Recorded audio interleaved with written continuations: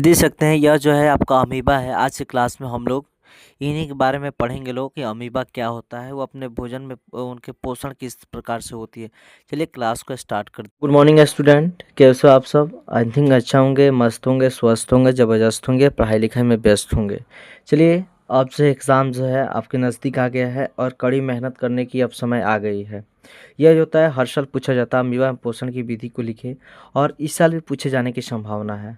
आप लोग को जो है शॉर्ट वीडियो के माध्यम से बता दिए हैं कि अमीबा में जो होता है, अमीबा किस प्रकार से चलता है, वह उसका किस किस स्ट्रक्चर संरचना बनता है।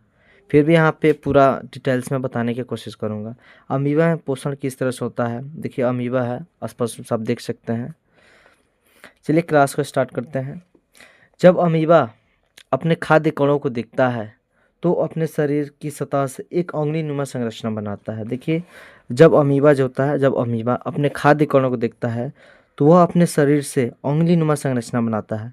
आप देख सकते हैं किस तरह संरचना बनाता है। उंगलीनुमा संरचना बनाता है जिसे हम खुटवाद या पदाम कहते हैं। अभी तक यही बताया, जब अमीबा अपने खाद्य कणों को देखता है तो वह अपने शरीर से उंगलीनुमा संरचना बनाता है जिसे हम खुटवाद या पदाम कहते हैं।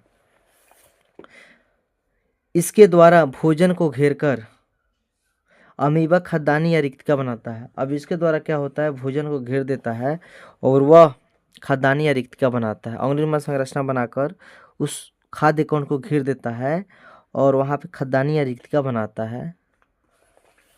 है। इसमें अपने पाचक एंजाइम को छोड़ता है और उसमें जो होता है पाचक एंजाइम को छोड़ता है।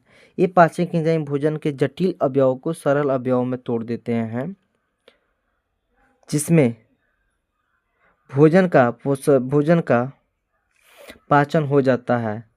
पचा हुआ भोजन उसके शरीर में अवशोषित हो जाता है और अपचा भोजन उसके शरीर से बाहर निकल जाता है। तो आप देख सकते हैं। अभी यही बताया अमीबा पोषण की विधि यानी न्यूट्रस ऑफ अमीबा क्या है। जब अमीबा अपने खाद्य कणों को देखता है तो वह अपने शरीर से उंगलीनुमा संरचना बनाता है जिसे पदाम या खुटपाद कहते हैं। उसके द्वारा भोजन को घेर कर खाद्यान्य या रिक्तिका बनाता है और खाद्य कणों पास वह जो होता है उसमें अपने शरीर से एंजाइम छोड़ता है, जो शरीर जो भोजन जो पचे जो पोषण यानी जो भोजन है उसके जटिल अवयवों को सरल अवयव में तोड़ देता है और पचा हुआ भोजन जो होता है उसके शरीर में अवशोषित हो जाता है और अपचा भोजन उसके शरीर से बाहर निकल जाता है, जिस तरह से आपको बताया गया। चलिए।